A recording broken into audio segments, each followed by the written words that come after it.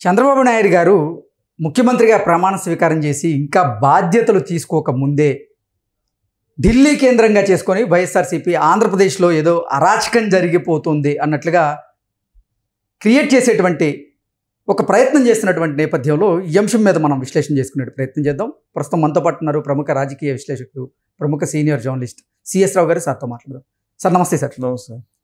ఆంధ్రప్రదేశ్కి 4వసారి ముఖ్యమంత్రిగా చంద్రబాబు గారు ప్రమాణ స్వీకారం చేసి ఇంకా బాధ్యతలు తీసుకోకముందే ఢిల్లీ కేంద్రంగా వైఎస్ఆర్సీపీ పావులు కదుపుతూ ఆంధ్రప్రదేశ్లో ఏదో అరాచకం చేస్తున్నారు టీడీపీ నాయకులు, అలాగే ఆంధ్రప్రదేశ్ ప్రభుత్వం అన్నట్లుగా క్రియేట్ చేసేటువంటి ప్రయత్నం చేస్తూ ఉంది. ఏంటి సార్ అసలు వైఎస్ఆర్సీపీ ప్లాన్ ఏంటి? సో ఒకటి ఏంటంటే, ప్రతిపక్షం కానీ లేదంటే ప్రతిపక్ష హోదా లేకపోయినా కానీ ఒక విపక్షంగా అయితే ఉంది వైఎస్ఆర్ కాంగ్రెస్ పార్టీ. ఆ పార్టీకి 39.6% ఏమో ఓట్ బ్యాంక్ వచ్చింది సుమారుగా. సో అదే బాధ్యత వహించాలి వాళ్ళు. రాష్ట్రం కోసం వాళ్ళు పనిచేయాలి. కానీ వాళ్ళు కేవలం రాజకీయం కోసం పనిచేస్తున్నారు. అధికారంలో ఉన్నప్పుడు రాజకీయం కోసమే పనిచేశారు, విపక్షంగా ఉన్నప్పుడు రాజకీయం కోసమే పనిచేస్తున్నట్టు అనిపిస్తుంది. అది మంచిది కాదు ఏ రాజకీయ పార్టీకైనా, వైఎస్ఆర్ కాంగ్రెస్ పార్టీకి కాదు, ఏ రాజకీయ పార్టీకైనా మంచిది కాదు. ఒకసారి ప్రజలు మ్యాండేటరీ ఇచ్చిన తర్వాత ప్రభుత్వం ఏం చేస్తుంది, ప్రభుత్వం ఏం చేయబోతుంది, ఇలాంటి వాటి మీద దృష్టి పెట్టాలి. మీకు చేతనైతే గైడెన్స్ ఇవ్వాలి ప్రభుత్వానికి. లేదు ప్రజా వ్యతిరేక విధానాలు తీసుకున్నప్పుడు ఖచ్చితంగా రోడ్ల మీద వచ్చి పోరాడాలి, ఆందోళన చేయాలి. ఇది చేయాల్సిన పద్ధతి, ప్రజాస్వామ్యంలో జరగాల్సినటువంటి. కానీ జగన్మోహన్ రెడ్డి మనం చూస్తే కనుక 2014 నుంచి 19 వరకు ఆయన ప్రతిపక్షంలో ఉన్నప్పుడు కూడా కరెక్ట్గా ఆంధ్రప్రదేశ్కి పారిశ్రామిక సదస్సు లేదంటే ఆంధ్రప్రదేశ్కి ఏదన్నా ఎవరన్నా హయ్యర్ అఫీషియల్స్ని పిలిచినప్పుడు ఆ రోజు ఆందోళన కార్యక్రమానికి పిలుపునిస్తారు. పిలుపునిచ్చి ఇక్కడ ఏదో అరాచకాలు జరిగిపోతున్నాయి ఆంధ్రప్రదేశ్లో అని చెప్పి ఒక బిల్డప్ ఇచ్చేసి దాన్ని వాళ్ళ సొంత మీడియాలో, కూలి మీడియాలో, రోత మీడియాలో రకరకాలుగా పుంకానుగా న్యూస్ రాయించడంతో ఇండస్ట్రీస్టులు, వ్యాపారవేత్తలు, పారిశ్రామిక ఎందుకు వస్తారు? ఈ రాష్ట్రంలో ఏదో గొడవ జరుగుతుందని ఫీల్ అవుతారు కదా. అందుట్లో ఏదైనా అకేషన్ పెట్టుకున్నప్పుడు నాకు తెలిసినంత వరకు 2014-19 మధ్యలో విశాఖలో ఒక పెద్ద పారిశ్రామిక సదస్సు పెట్టారు. ఆ సదస్సులో దాదాపు 25 లక్షల కోట్ల రూపాయల విలువైన ఒప్పందాలు జరిగినాయి చంద్రబాబు నాయుడు టైంలో. కరెక్ట్గా ఆ టైంలోనే ఈయన వైజాగ్కి వెళ్ళిపోయి హడావుడి చేశారు. వైజాగ్లో హడావుడి చేశాడు ఈయన. వైజాగ్ ఎయిర్పోర్ట్ నుంచి రానిలేదు కదా, అప్పుడు బయటకు రానిలేదు.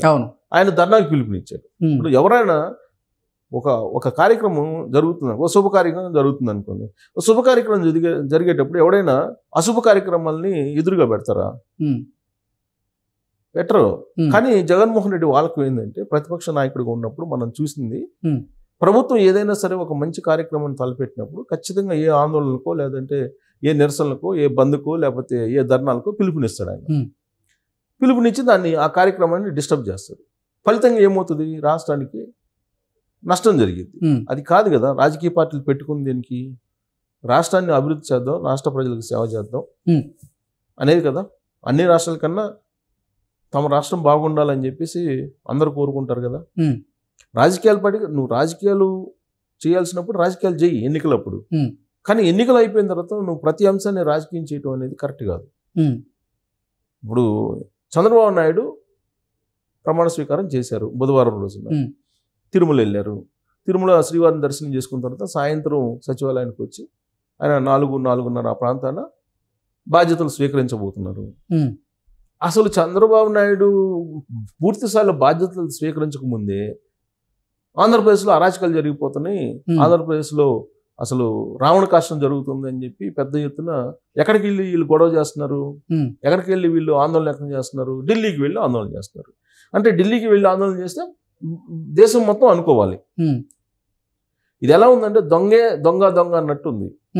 అప్పుడు మంచి క్లిక్ అయిన టైటిల్ నేను చెప్తా, కొత్త వాళ్ళకి చోర్ అని ఒక టైటిల్ పెట్టి మేము అప్పట్లో న్యూస్ రాసాం. అది బాగా హిట్ అయింది వార్తా పేపర్లో మేము ఉన్నప్పుడు. అంటే దొంగ అన్నట్టు 2019 నుంచి మొన్నటి వరకు వాళ్ళే ఉన్నారు అధికారంలోకి. రిజల్ట్ వచ్చిన తర్వాత వాళ్ళ వ్యవహార శైలి ఏ విధంగా ఉందో చూస్తున్నాం. రిజల్ట్ వచ్చిన తర్వాత ప్రాణ నష్టం జరిగిందంటే ఏ పార్టీకి జరిగింది ప్రాణ నష్టం? తెలుగుదేశం పార్టీ జరిగింది.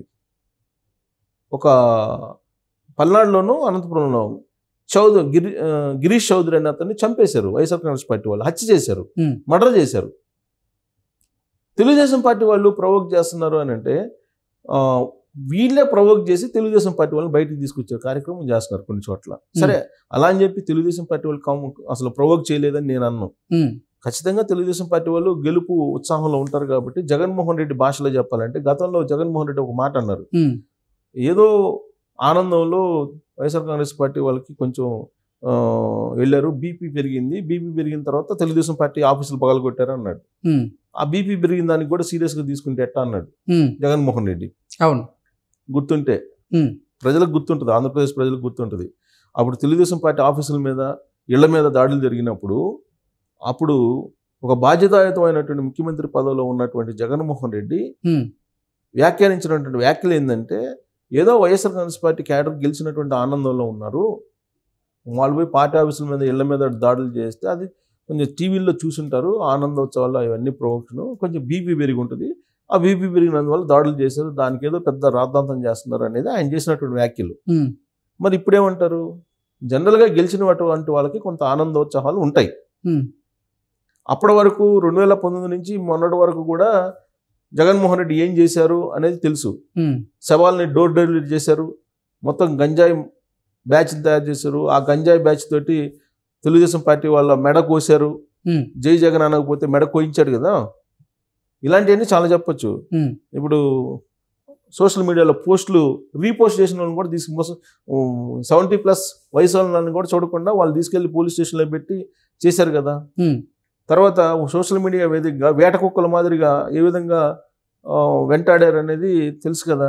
మరి గెలిచినప్పుడు వాళ్ళకు కూడా బీపీ ఉడికిదిగా, ఆ బీపీ పెరిగినప్పుడు కొంత అక్కడక్కడ కొన్ని దాడులు జరిగాయి, అవి కూడా జరగకుండా ఉండాలి, దాన్ని జరగాలని నేనైతే జగన్మోహన్ రెడ్డి లాగా చెప్పను. ఏది బీపీ పెరిగింది వాళ్ళకి, బీపీ పెరిగి చేస్తే తప్పేంటని నేనైతే అన్న కానీ అవి కూడా జరగకుండా ఉండాలి. కానీ ఇప్పుడు పేర్ని నాని కానీ కొడాలి నాని ఇళ్ల మీదకి వెళ్ళి కోడిగుడ్లో ఏదో రాళ్ళు విసిరేశారని చెప్పి చెబుతున్నారు, అక్కడ పోలీసులు ఉన్నారు, అక్కడేమి ప్రాణ నష్టం జరగల, ఎవరికి దెబ్బ తగల.